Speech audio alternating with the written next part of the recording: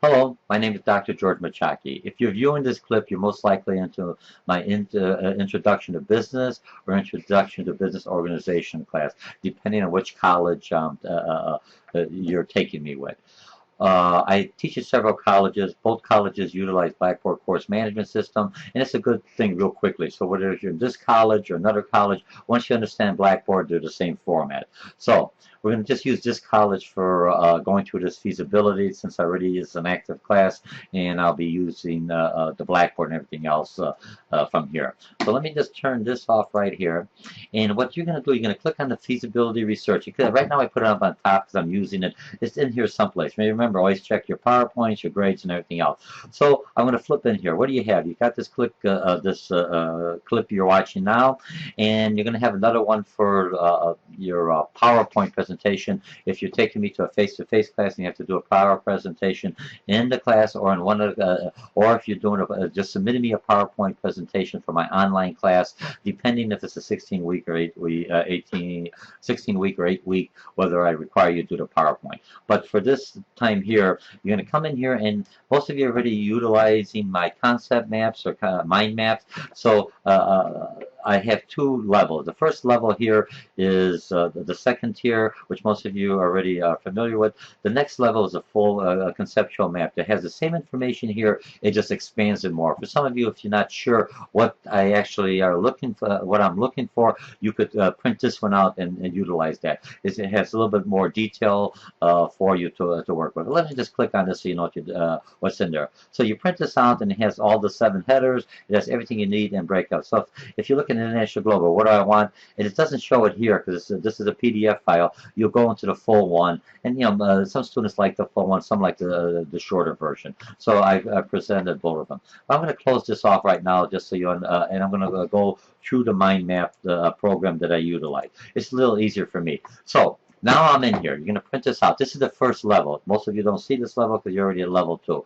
You're going to need, in the mind maps, before I go on, these are the 7 headers I keep on referring to.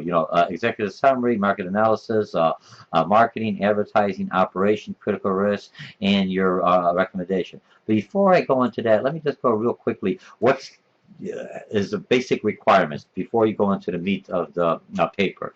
It has to be a minimum of 2,400 words. You have to have all 7 headers identified. So what I would do right now is open up a file, create a file on your computer in a Word document. I only accept it in Microsoft Word 2003 or 2010 or in an RTF, rich text file. The only way you can submit this, and all your papers are going to be submitted within Blackboard. I will not take it through email because just in Blackboard. That's the requirement in Blackboard. And if you have Apple computers, then you'll save as a rich text file. Most Apples, the new Apple program has a Microsoft version in there, or you could pick it up for Apple. Okay, so you're going to have all 7 headers. You're going to have vocabulary concept. Basically, if I'm looking at the vocabulary concept, you're going to have for each one of these headers, you're going to have 5 vocabulary or concepts for each header with a total of 35 if you're looking for the A, the full 150 for the full point.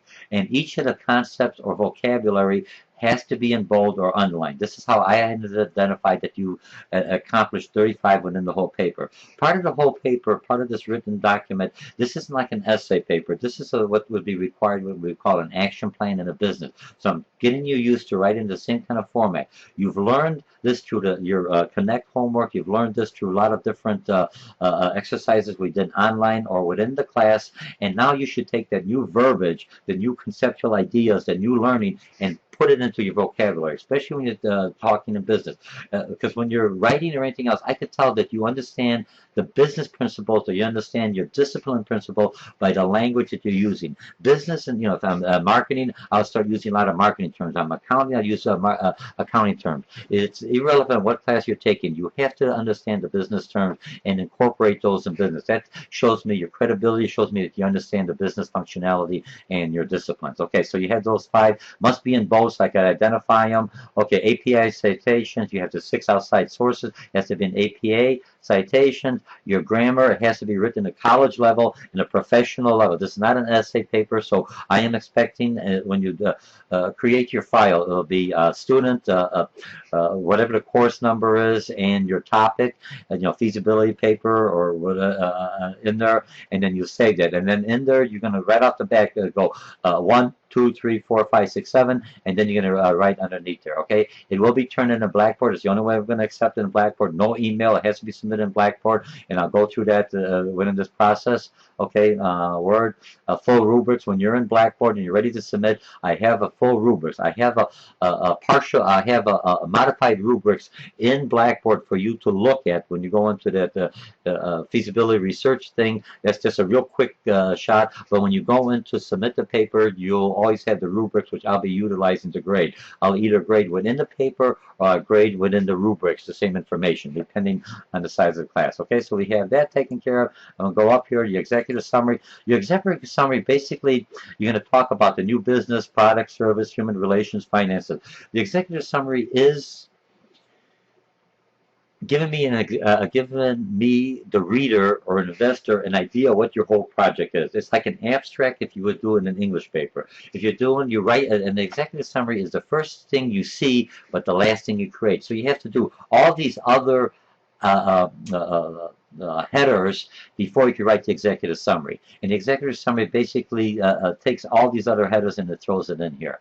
And plus the recommendations, what do you call it, in here. And when you're doing your PowerPoint presentation, if you're in a face-to-face class with me and I require your PowerPoint, or if you're in a 16-week online class with me, I will require PowerPoint submitted. So remember, in your PowerPoint, when you're doing your PowerPoint is usually 10 to 15 minutes, and I have another clip on that, but you're going to utilize this plus the recommendations statement in your PowerPoint, or you could utilize all 7 of these in there, and we'll talk about that a little later. So you're going to talk about this, and then remember, the executive summary has to be in a couple of paragraphs. This is what's going to catch my attention as a reader. Wow, I really know, now I understand the business. And the reason in business we do an executive summary or like an abstract, because if I'm evaluating this paper as an investor, I may be a banker, but I may not know the marketing analysis. I may not know anything about advertising. So I will submit this to other individuals just to review and pay them for the market analysis, pay them to look at your advertising or your operations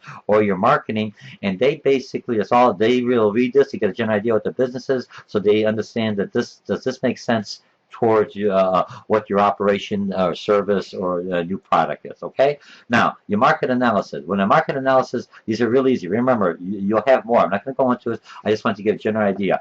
Customer profile, can I make a profit? Why will they buy? Who's your customer you're targeting? You have to identify who your customer are. Don't tell me everyone.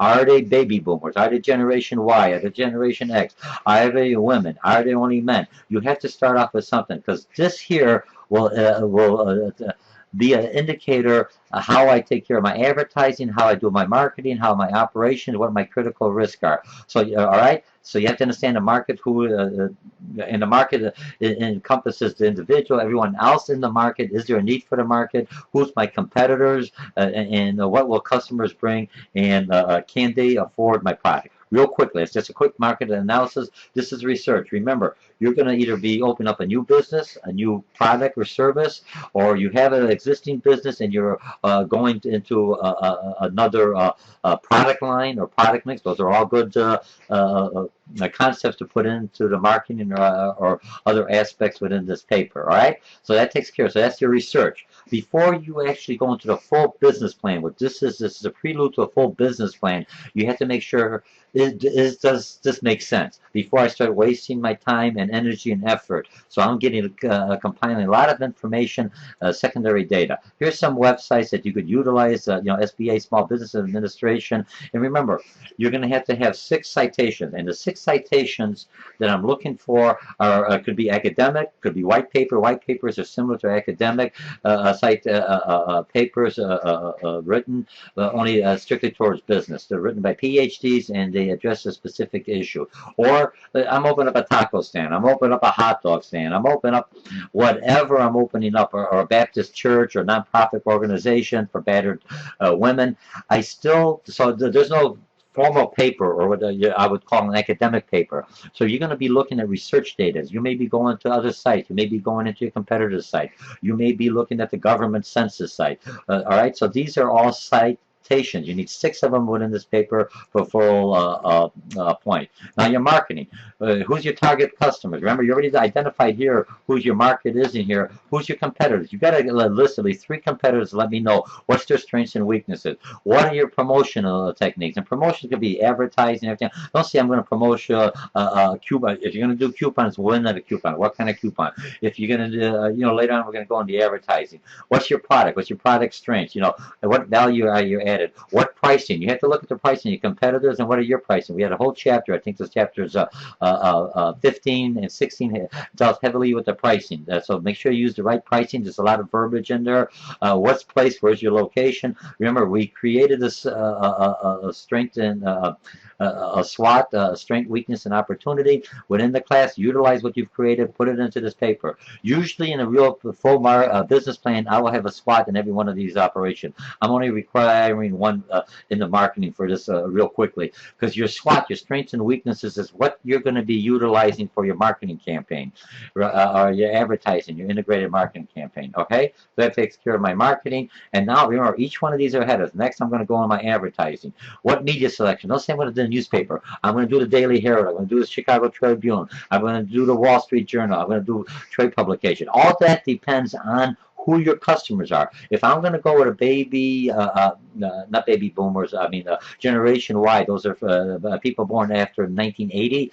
They're in the 20s and 30s now. They're not reading the Wall Street Journal. They're either doing my Facebook or Twitter. So you're going to say I'm going to read, attract them or put my promotions and my media selection is going to be the Wall Street Journal. I right away know you do not understand your clientele. If you're doing an online class and you're going to do something like some kind of web design, how are they going to get to your web? How are you going to approach them? Where are you going to get them? How are you going to stimulate? There's a lot of information out there.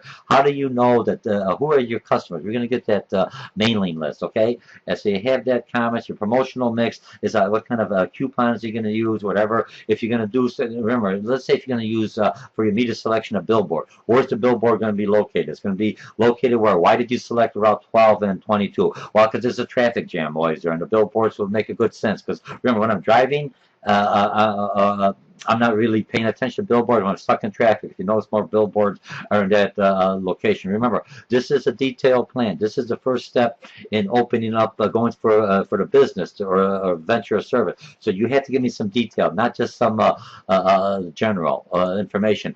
Don't tell me I'm going to make lots of money. What the heck is lots of money? If I'm broke, 20 bucks is a lot of money. Give me a percentage. Give me some dollar amount. You have to give us some dollar amount. You have to give me some factual information in this research paper before I go to the next level. What's my operations? So you're going to tell me the equipment, place, the labor, planning, are you going to outsource anything? What are your critical risks? And there's, economy is always a critical risk. If you open up in this business, you already overcome the economy. If I'm opening a liquor store, what's one of my critical risks? If all I'm selling is liquor or beverages like this, and all of a sudden I sell to underage individual, what happens? My store loses its license for 3 months, 6 months. What do I do in between? So that's a critical risk. So how are you going to minimize the critical risk? It's called risk management. And then the last thing is your recommendation. What do you recommend? After you do this feasibility study, it doesn't make sense to open up this business. You may say, hey, at this time, maybe not. Don't say, no, I don't think I will. Why? Remember, you already invested time in this. Tell me why. You may say Chicago area may not be it, but I want to go to northwest suburbs. I'm going to go to Palatine, Waukegan, Grays Lake, Wheeling, whatever the clause is. Okay, so that takes care of this. So remember, I have to have all 7 headers. This is not an essay. I woke up, essay, a lot of people, I woke up in the morning and decided to open up it. You will have the executive summary. You will have a header, executive summary. You will have market analysis. You'll have all these on your all 7 headers and everything else underneath the 7 headers. And this template is similar that you would utilize. It has to be in this format. That's the way I'm grading. If you're using a software for something else and it has a different format, cut and paste it. If it's not in this format, you will be graded down. I'll show you with the rubrics. Okay, so that takes care of my concept map. Okay, now what am I going to do? Let me show you. I have here is a paper, so what's going to look like. I'm going to blow it up a little bit here for you. You always have your name, you have the feasibility, always put the instructor's name and title. If he has a PhD, he has a doctor, you will address him with that doctor and that title in there, the name of the shop. Here's the executive summary. You can put one. This lady didn't do it. It's no big deal. I understand it. And then here, if you notice here is she underlined, this is a keyword concept that's required. You could do it either that way or in bold. I'm looking for these. I'm going down. Here's another keyword, and I'm going down. Remember, your executive summary got to catch my attention. Give it to. Otherwise, I'm going to say, hey, this is the. You only give me one thing. I'm going to open up a hot dog stand. Give me why you open up a hot dog stand. Why? What's the added value? That's everything you're learning in here.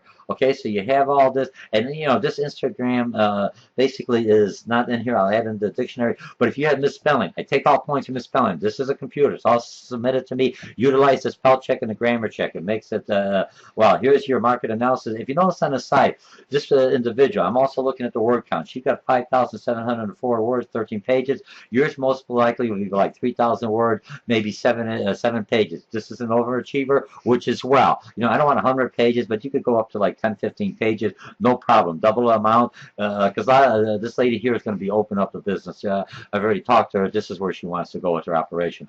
So I'll give it a little more information. I put the information on the site, because if you send a Word document on it, if it's a lot of information that I think will help you in your business, I'll put it in here, or I'll put it within the rubrics, I'll show you in a second. So you go all the way through here. Remember, she's got all the different headers, SWOT. She has everything else in here. And a lot of stuff you already done online or in my classes, so you're just adding this in. If you did your homework, you are behind. You're already behind. It's good to come to class and do the homework and work forward. Okay, so we have all this. Are we all good? And then at the end, make sure that I see my, it has to be an APA citation. She has it, and I can tell because I got the dates always included in here. And you have all information. If you don't cite it, I need a bibliography with your 6 sources.